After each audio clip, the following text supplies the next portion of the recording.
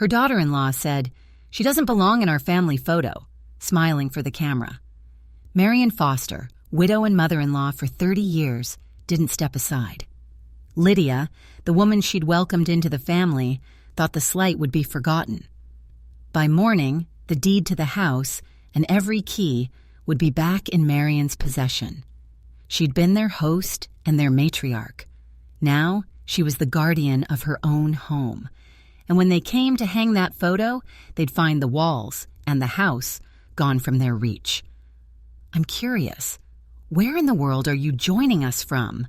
Drop your city or country in the comments and make sure you're subscribed for all the latest updates.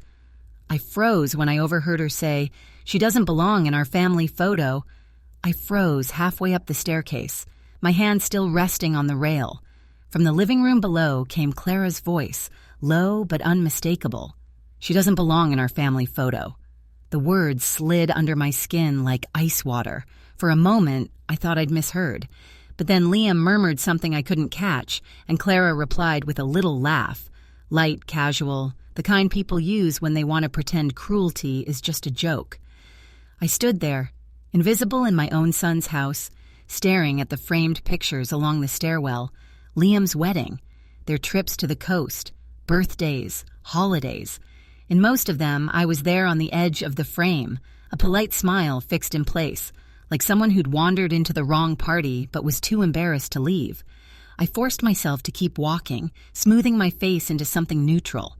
The smell of rosemary and roasted chicken filled the kitchen, and I pasted on the smile I'd been perfecting for years. "Mom, you made it," Liam said when he finally looked up. He kissed my cheek, already glancing over my shoulder for someone else. Clara emerged from the dining room, perfectly put together as always, a glass of white wine in her manicured hand.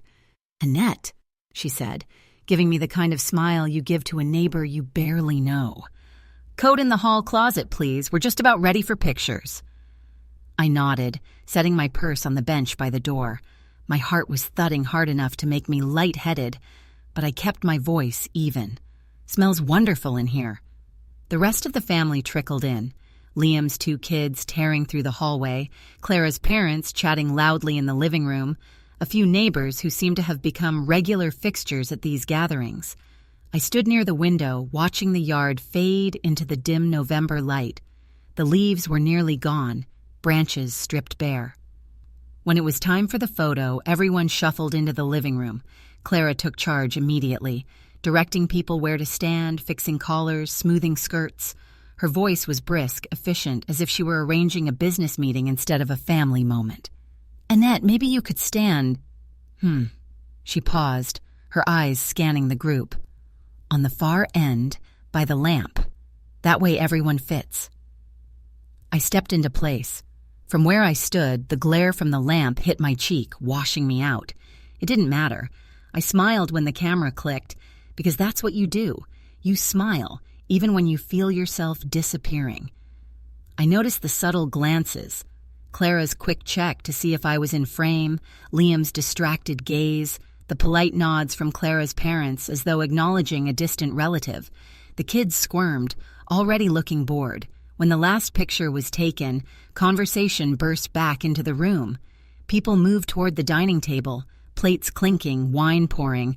I murmured something about needing fresh air and slipped toward the door.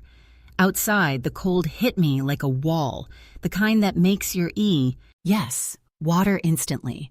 I stood on the porch, hands in my coat pockets, watching the bare branches sway against the gray sky. My breath clouded in front of me, the only thing in the world that seemed so...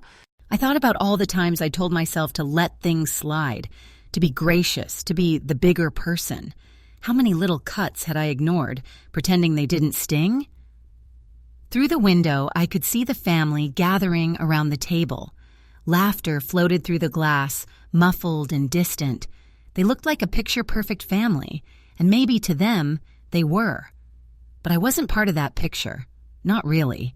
Annette walks away from the gathering, determined to make a change, but unsure how to begin. The family photo wasn't just a photo. It was the final straw in a long line of disrespect. The heater in my car rattled weakly, blowing lukewarm air as I drove home in the dark. The road was slick with a thin sheen of frost, headlights from oncoming cars slicing through the cold night. Clara's words played on a loop in my head, sharp and deliberate now, no longer muffled by walls or distance. I tried to push them aside, but they clung to me like burrs. At home, I set my purse on the kitchen counter and stood in the stillness. The clock above the stove ticked softly. No laughter here, no clinking of glasses, just the hum of the refrigerator and the faint groan of the house settling. I poured myself a cup of tea, letting the steam curl against my face. My hands curled tighter around the mug as memory after memory pushed forward. The time Clara corrected the way I folded towels, right in front of Liam. The Christmas she forgot to tell me about the matching sweaters, so I was the only one in plain red. The birthday dinner where she'd ordered me a salad instead of asking what I wanted. Because, as she'd said with a tight smile, "It's lighter and you'll feel better." I'd laughed those moments off, told myself she meant well, told myself not to make trouble for Liam. But there's a line you cross without knowing it, where patience stops being grace and starts being surrender. I'd been surrendering for years. I moved into the living room and sat on the edge of the couch. My eyes drifted to the framed photograph on the mantel. Thomas and I, standing in front of the house we'd built from the ground up. His arms slung around me, both of us sunburned and sweaty from planting the maple trees out front. That house had been our sanctuary, the proof of everything we'd worked for. I remembered the day Liam asked if he and Clara could move in for a while. Thomas was already gone by then, and the house felt too big for me alone. I'd said yes without hesitation, happy to have my son under my roof again. Over time, the lines blurred, whose house it was, whose rules mattered. Somehow, my home had turned into theirs, and I'd learned to tread lightly in my own kitchen, in my own living room.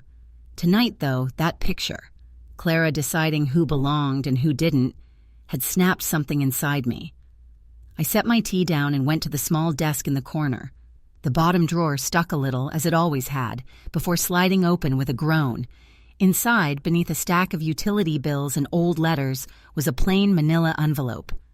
I slid it out carefully and set it on the desk.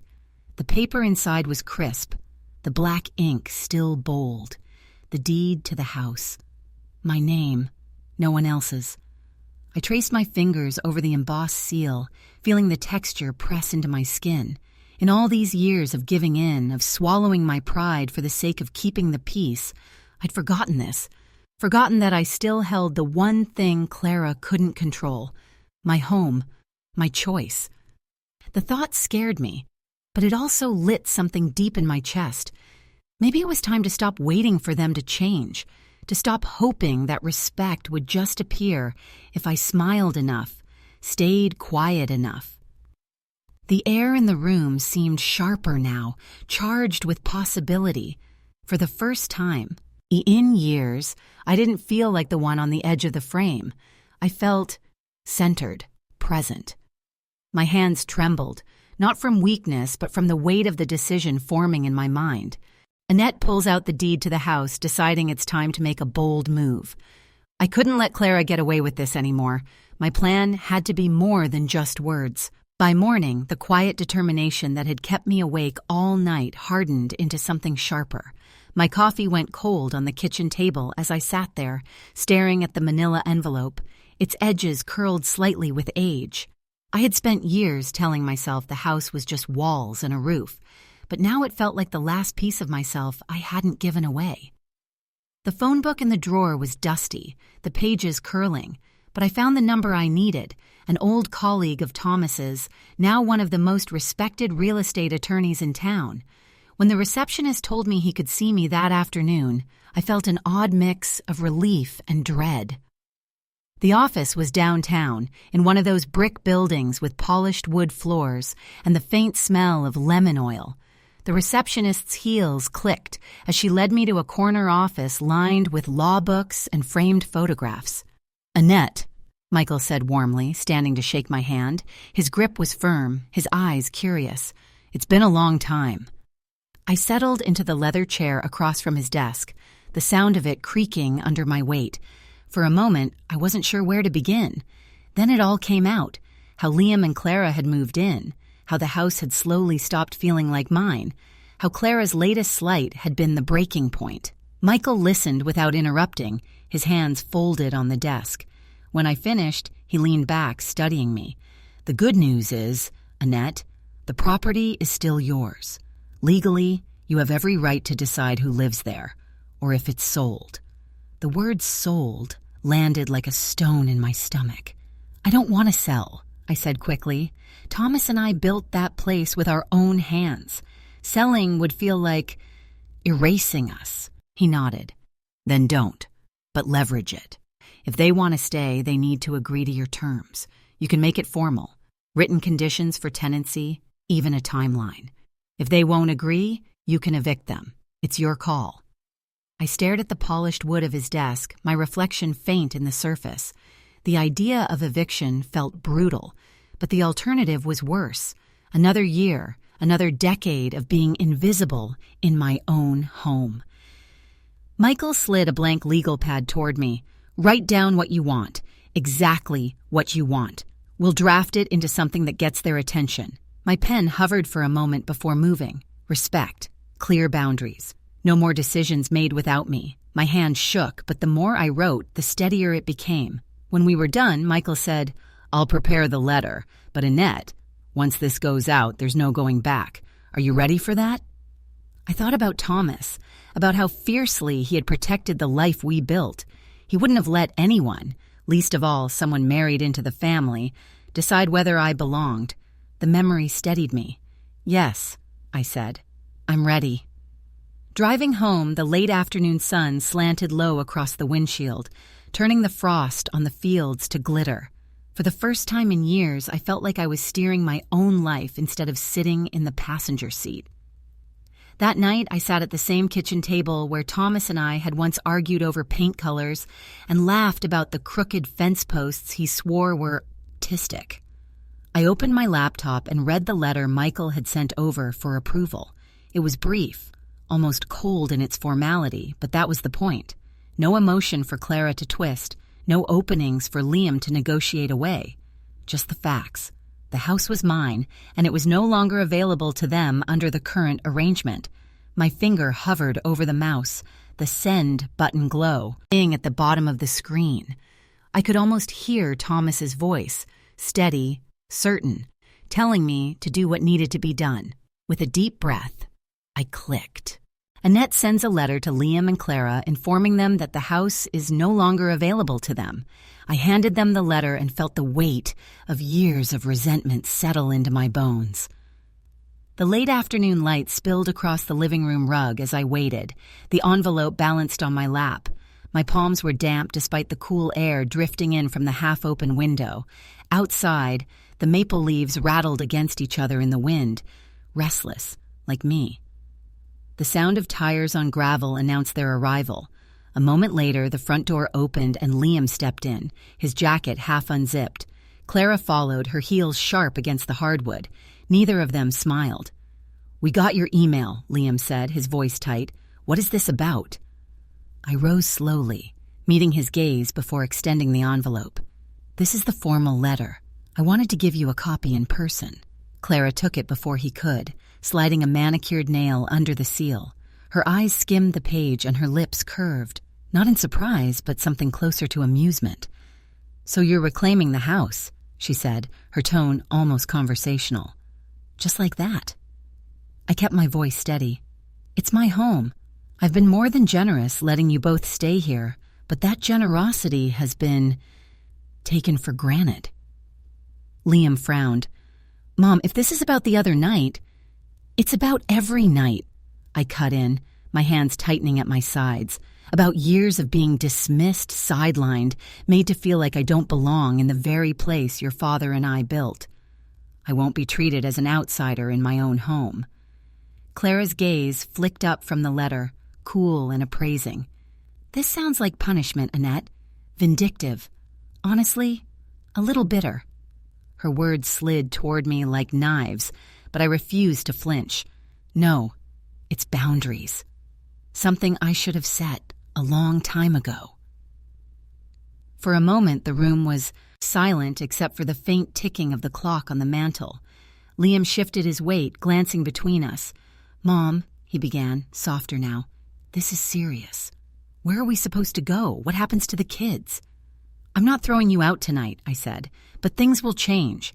If you want to stay, it will be under terms that respect me as part of this family. No more decisions without me.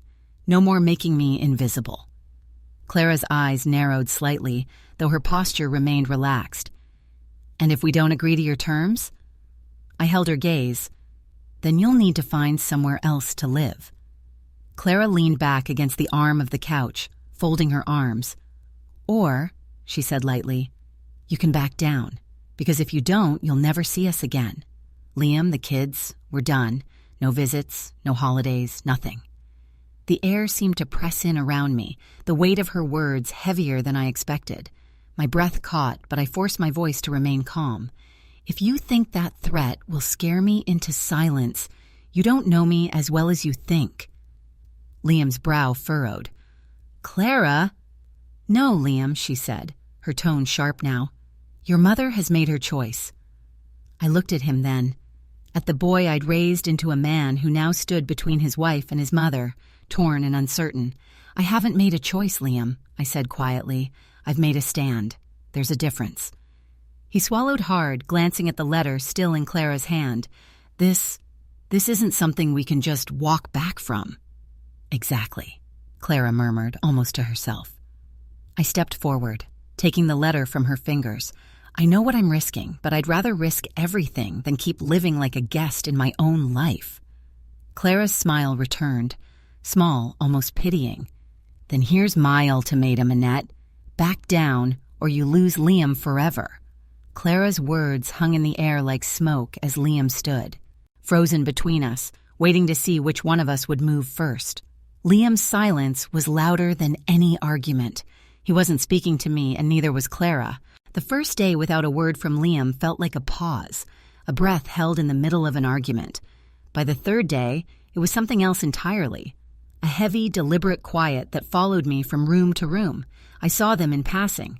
Clara's car gone most mornings, Liam's truck in the driveway when I came home from errands. We moved like shadows in the same space, never crossing paths for more than a moment. If I passed Liam in the hall, he'd glance down at his phone or pretend to adjust his watch. Clara didn't bother pretending. She'd just look through me, like I was a smudge on a window she had no intention of cleaning. Once I left a plate of cookies on the kitchen counter, an olive branch disguised in sugar. The next morning, the plate was gone, cookies untouched. The house felt colder without the usual background noise, the murmur of the television, Liam's deep laugh, even Clara's constant suggestions about how I should be doing things. Now there was just the ticking of the mantel clock and the creak of the floorboards when I moved. I thought about knocking on Liam's door, telling him we needed to talk, but every time I pictured it, I saw the look on his face the day I handed him that letter, confusion edged with betrayal, and I couldn't bring myself to break first. The silence became a test I hadn't agreed to take, and I refused to fail it. Instead, I started filling the quiet with my own life. I dusted off the sewing machine Thomas had given me for our 10th anniversary, the one I hadn't touched in years. I mended a stack of clothes I'd been meaning to fix, then started piecing together a quilt from old fabric scraps. The hum of the needle became its own kind of comfort. I took long walks through the neighborhood, nodding to the same dog walkers and joggers I'd seen for years but never spoken to. Some stopped to chat, asking how I'd been. I gave them the polite version of the truth. "Oh, just keeping busy." But something in my voice must have carried more, because they lingered a little longer, offering warmth in the form of shared stories and neighborly gossip. When I stopped by the church one Saturday to drop off canned goods for the food drive, Mrs. Henderson caught my hand. "We've missed you at the quilting circle," she said. "You should come back. It's not the same without you." I promised I would, and for once I meant it. Evenings were the hardest. I'd sit at the kitchen table with a book, the lamp casting a small pool of light while the rest of the house sat in shadow. Somewhere upstairs, a floorboard would creak, and I'd hear the faint murmur of voices, Liam and Claire